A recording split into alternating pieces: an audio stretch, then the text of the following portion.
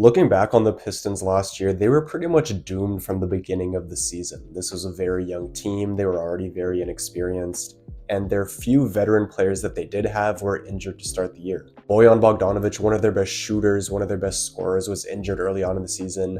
Alec Burks missed time early in the season. Monte Morris barely played for the team. And Joe Harris, who was supposed to come in and bring spacing and shooting, was just really a shell of himself this past season and could just never really find any rhythm or flow.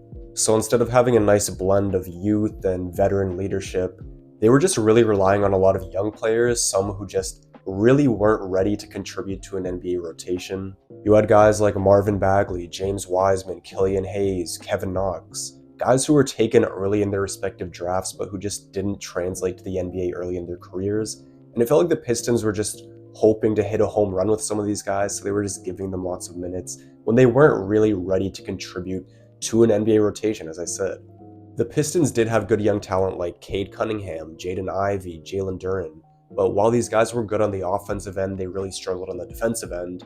And then they had some good young defensive players, most notably Asar Thompson, who just really struggled on the offensive end. So even though there was some talent there, that talent didn't necessarily mesh, and that just led to even more struggles for the Pistons. Then to top it all off, the Pistons had Monty Williams as their coach, and it was kind of clear that he didn't want to be there. When Monty Williams was fired by Phoenix, there were so many reports saying that he wanted to take a break from coaching and that he wasn't going to listen to any contract offers. So when the Pistons were initially offering him contracts, Monty Williams wasn't interested. It took them having to offer him the largest coaching contract in NBA history at the time just to get him to sign with the team, which is obviously not a good sign. And while Monty Williams did have a good coaching resume in the past, he just didn't do a great job with the Pistons. Sure, they didn't have a good roster. I already touched on some of the injuries they had, which just made things worse. But Monty Williams really struggled last season. There were so many issues with his rotations where he would just put five-man bench units on the floor. He wouldn't surround Cade with shooters, so there was just no space on the floor, and the offense was stagnant and just really struggled as a result. And then he gave a really short leash to Jaden Ivey early in the season, who the Pistons drafted 5th overall just 2 years ago. This is a team who, going into the year, everyone knew is rebuilding.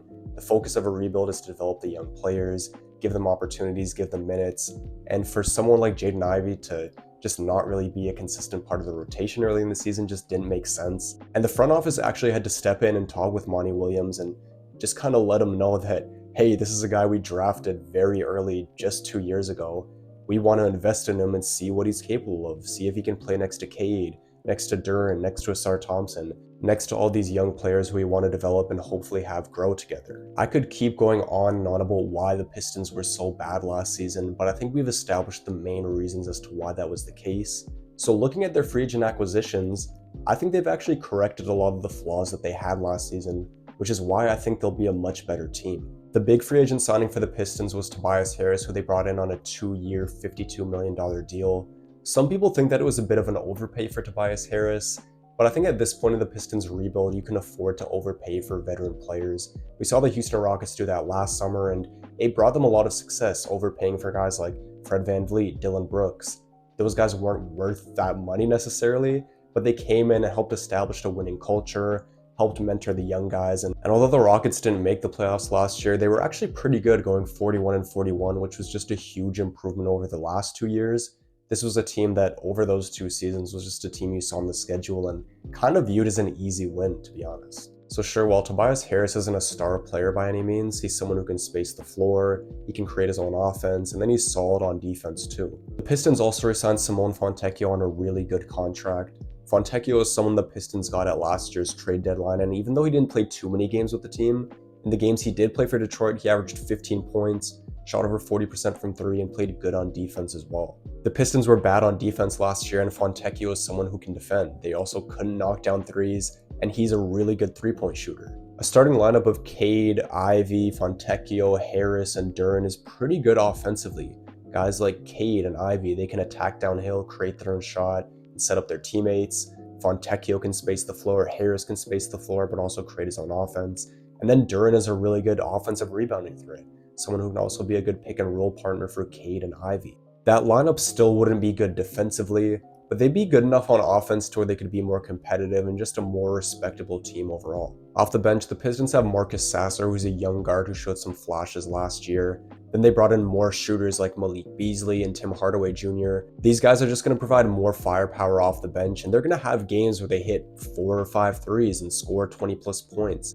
Again, this is just something that the Pistons didn't really have an abundance of last year. Detroit also has 2 good bigs in Isaiah Stewart and Paul Reed coming off their bench. 2 guys that are just going to come in and provide energy and effort and just really make an impact in the minutes that they do play. They also have young wings like Asar Thompson, Ron Holland, Bobby Klintman, 3 guys who have a lot of defensive potential. The big swing skill with them is just going to be their outside shooting. But luckily for the Pistons, they brought in one of the best shooting coaches in the league in Fred Vinson. Prior to taking this job with Detroit, Vinson was with the Pelicans, and while he was there, he helped guys like Lonzo Ball, Brandon Ingram, Herb Jones, and Najee Marshall go from bad three-point shooters to really good three-point shooters who shot close to 40% from 3 in the recent years of their career.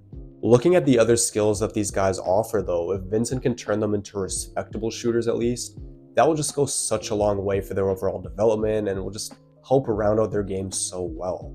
I just see this being a much more respectable team this year, and the fact that they have a new coach as well will help. I listened to JB Bickerstaff's introductory press conference, and there were a lot of good things that Pistons fans should be excited about. The main thing that he touched on was just wanting to build a culture there in Detroit.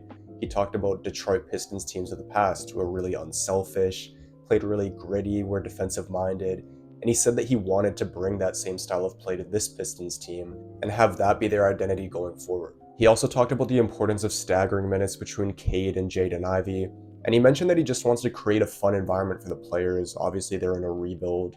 They're not going to win a whole lot of games this year, but it still should be fun for them and they should enjoy the process of development and growing. Now, what concerns me with JB Bickerstaff is the way that his tenure in Cleveland ended. There were reports that he not only had a bad relationship with Donovan Mitchell, but also many of the veterans on the team. There's a post that I saw that just kind of highlighted the fact that he really viewed the Cavs as a young team that hadn't really accomplished much. And while that's the case to a degree, there were veteran players on this team who had accomplished things in the league. A guy like Donovan Mitchell had been a multiple-time All-Star. Sure, he hadn't won a championship or gone to the finals or anything like that, but Donovan Mitchell is a very accomplished player, one of the best players in the league, and if he and some of the other veteran accomplished players on the team felt like they were being undermined and kind of talked down to a lot by JB Bickerstaff, then that's not really a good sign for a team going forward who wants to compete, who wants to make long runs in the playoffs. He also mentioned that the Pistons will have a clear identity by February of this season, but if you look back at his past years with the Cavs, they actually struggled post-All-Star break, kind of from that period from February until the end of the regular season.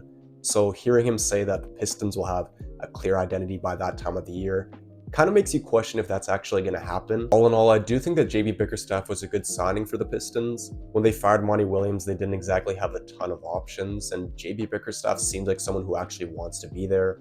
When he was with Cleveland, he helped take them from a young team to a playoff team, and I could maybe see him doing the same thing in Detroit over the next few seasons. The question I have is, if he's able to get them to that point, is he then going to be able to take them to that next level? Only time will tell, but I could see JB Bickerstaff being one of those stepping stone coaches where he takes a young team that isn't very good, turns them into a playoff team in a few years, but then eventually the team replaces him with a new coach to get them to that next level.